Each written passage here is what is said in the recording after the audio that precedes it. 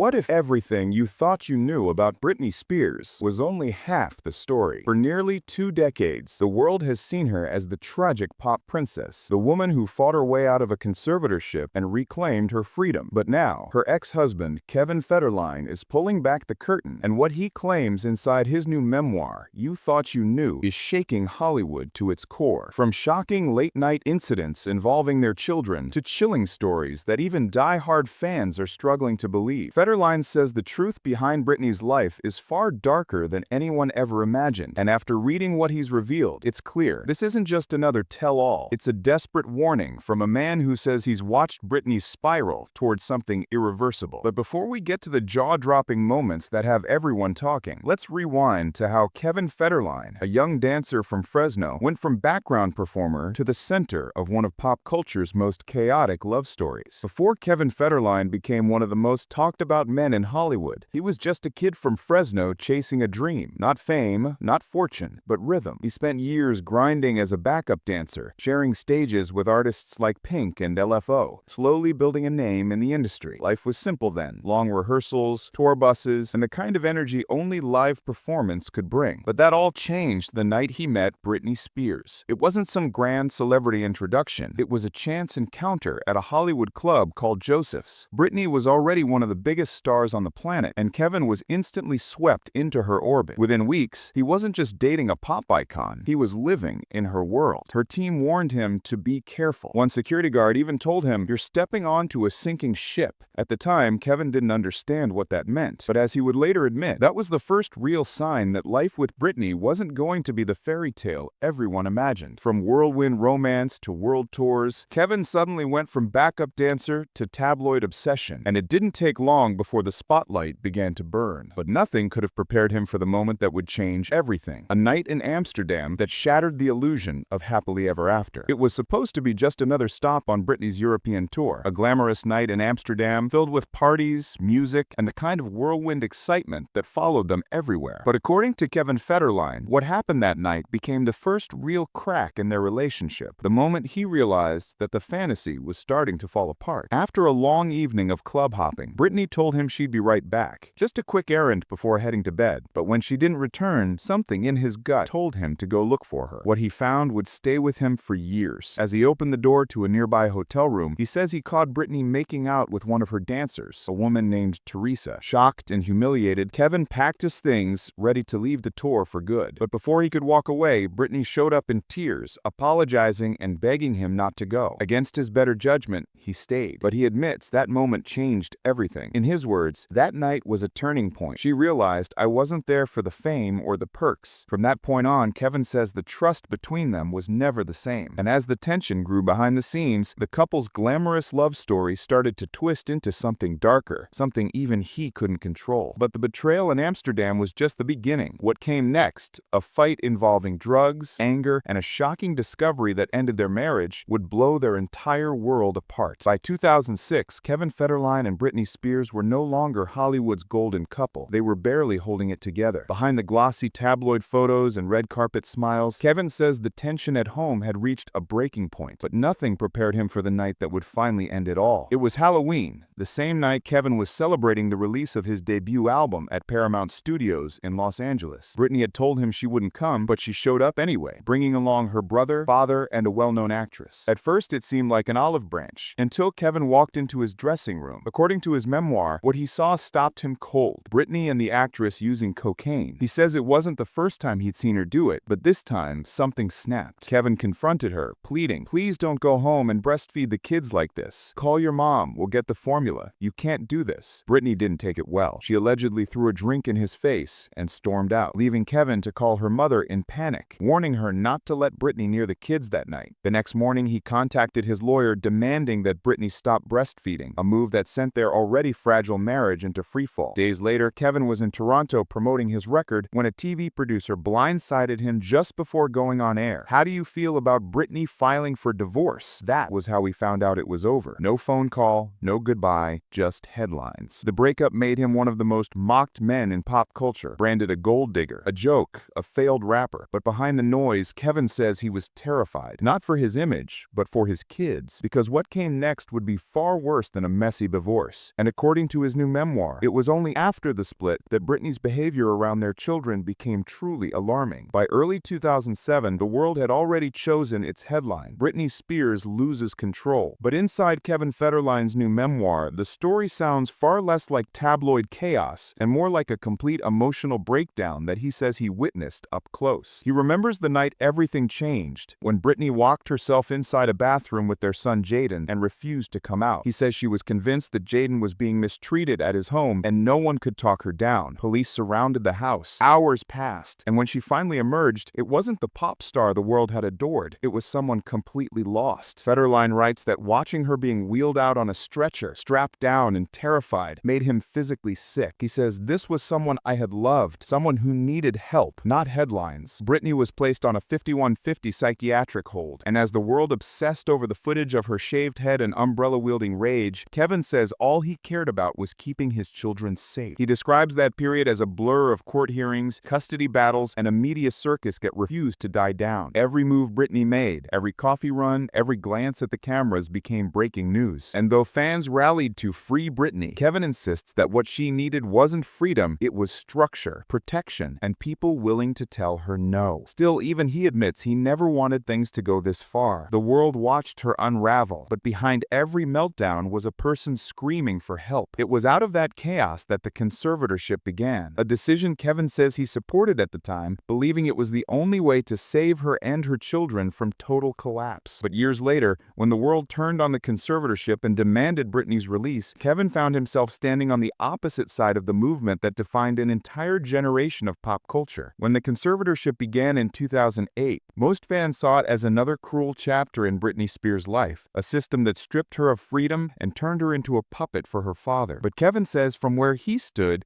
it wasn't about control, it was about survival. In You Thought You Knew, Kevin admits that he supported the conservatorship from the start, not because he wanted power over her, but because he says it was the only way to protect their children from the chaos that had swallowed their mother whole. He believed it was the only path towards stability, and maybe one day recovery. But then came the Free Britney movement, millions of fans marching online and in person, demanding that she be released from what they called legal slavery. At first, Kevin says he tried to understand it. He knew these were people who loved Britney, people who wanted to see her thrive. But soon, he says, the movement changed. It stopped feeling like concern, it started feeling like mob mentality. According to him, the judge overseeing Britney's case was under massive public pressure to end the conservatorship, pressure that he believes overrode professional evaluations and forced the court to cave to opinion. When the conservatorship was finally terminated in 2021, Kevin claims he braced for the worst. The Free Britney movement got it wrong, he says. Freedom isn't always the same as safety.